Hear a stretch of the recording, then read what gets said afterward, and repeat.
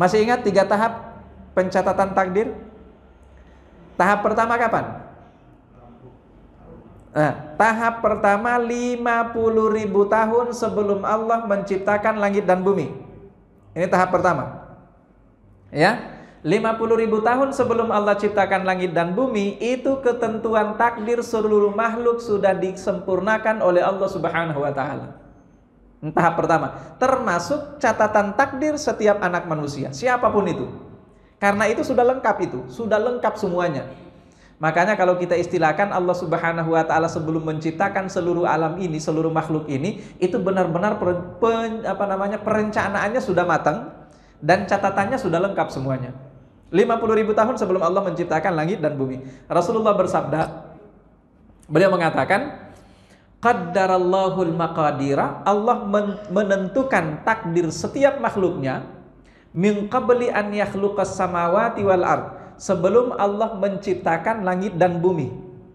Berapa lama sebelum Allah menciptakan langit dan bumi Allah tentukan takdirnya? Bi khamsina alfasanatin, 50.000 tahun. Tahap pertama. Berarti apa yang terjadi malam ini 50.000 tahun sebelum Allah ciptakan langit dan bumi udah ada catatannya.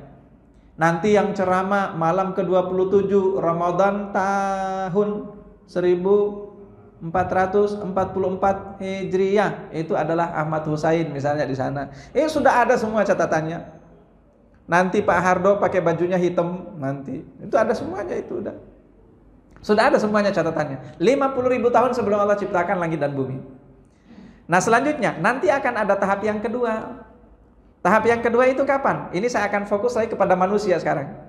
Kalau tadi itu kan catatan takdir dari seluruh makhluk, semuanya ada di situ.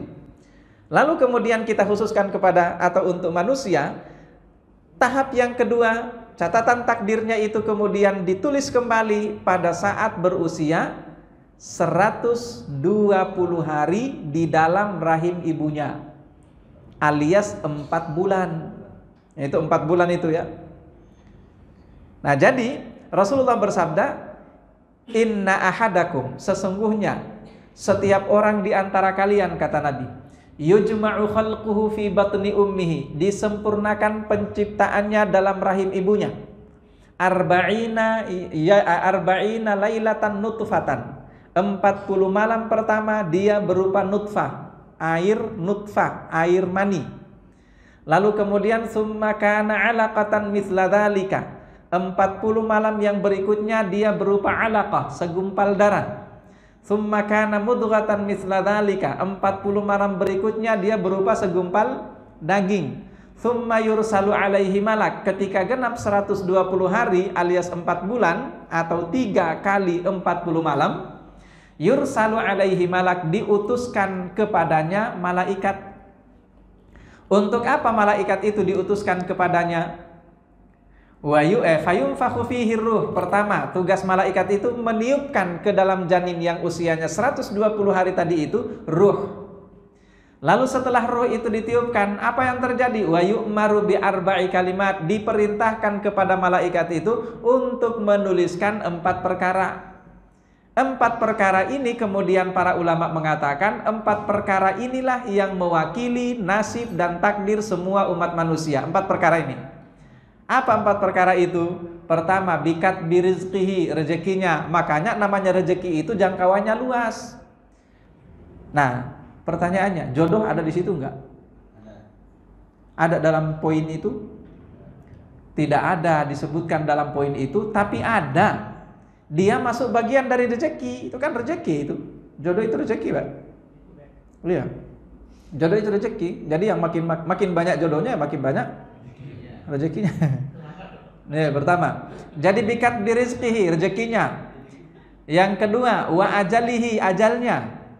Yang ketiga, wa amalihi, amal perbuatannya. Yang keempat, wa syaqiyun am sa'idun, apakah dia bahagia ataukah dia sengsara.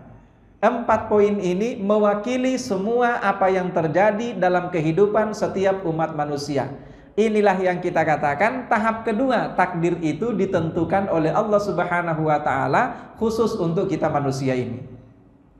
Lalu pertanyaannya, tahap yang ketiga kapan? Tahap yang ketiga setiap tahunnya pas di Lailatul Qadar itu. Jadi tepat di Lailatul Qadar, saat itulah nasib kita, takdir kita ditentukan kembali oleh Allah Subhanahu wa taala. Perhatikan sekarang surah Ad-Dukhan ayat 4. Itu ayatnya.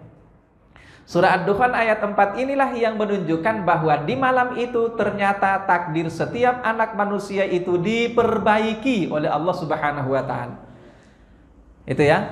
Allah berfirman di sana, A'udzubillahi minasyaitonirrajim.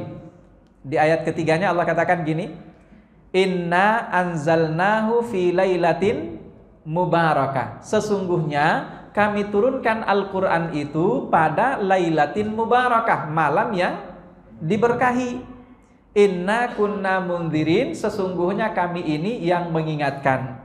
Lalu di ayat yang keempat kata Allah, fiha. Apa artinya fiha? Di malam itu, di malam yang diberkahi itu, di Lailatul Qadar itu, yufraqu kullu amrin hakim, ditentukan setiap perkara hakim dengan cara yang paling bijaksana. Artinya apa ditentukan perkara dengan cara yang paling bijaksana? Para ulama mengatakan bahwa itu artinya ditentukan takdir Anda dengan cara yang paling bijak. Bisa dipahami kira-kira? Nah sekarang pertanyaannya, cara yang paling bijak itu kayak gimana? Namanya paling bijak itu adalah paling adil, seadil-adilnya. Anda orang yang nggak benar, nggak mungkin nasib takdirnya dibenerin. Anda menampilkan yang benar pada malam hari itu, insya Allah kedepannya jadi benar, nasibnya ditentukan oleh Allah Subhanahu wa taala. Itu namanya kullu amrin hakim, semua dengan alasan. Orangnya baik, ya baik nasibnya ke depan. Orang yang nggak baik, ya jangan berharap baik nasibnya ke depan. Makanya Bapak Ibu yang dirahmati Allah Subhanahu wa taala, persoalan kita benar-benar butuh terhadap Lailatul Qadar itu adalah persoalan ini. Bukan hanya sekedar tadi itu, kita dapat pahala lebih baik dari 1000 bulan atau tidak. Itu mah insya Allah selama Anda ibadah di 10 malam terakhir insya Allah dapat. Tapi persoalannya adalah ketika tepat Lailatul Qadar itu, kita kira-kira seperti apa model yang kita tampilkan di hadapan Allah Subhanahu wa taala. Mudah-mudahan bisa dipahami ya. Nah sekarang bisa Anda bayangkan Bapak Ibu, kalau malam hari itu ketika Allah melihat kita, ketika Allah menyaksikan kita, para malaikat juga semuanya menyaksikan kita untuk menentukan nasib kita 1 tahun ke depan. Lalu dalam kondisi itu kita kemudian sibuk tilawatul Quran, insya Allah baik ke depannya Pak. Insya Allah baik ke depannya. Malam itu kita sibuk berdoa, meminta apapun yang kita minta, insya Allah baik ke depannya. Malam itu kita sibuk sholat, insya Allah semua manfaat sholat yang bisa didapatkan oleh seorang hamba menjadi hal yang bisa menentukan kebaikan nasibnya ke depan 1 tahun ke depan minimal.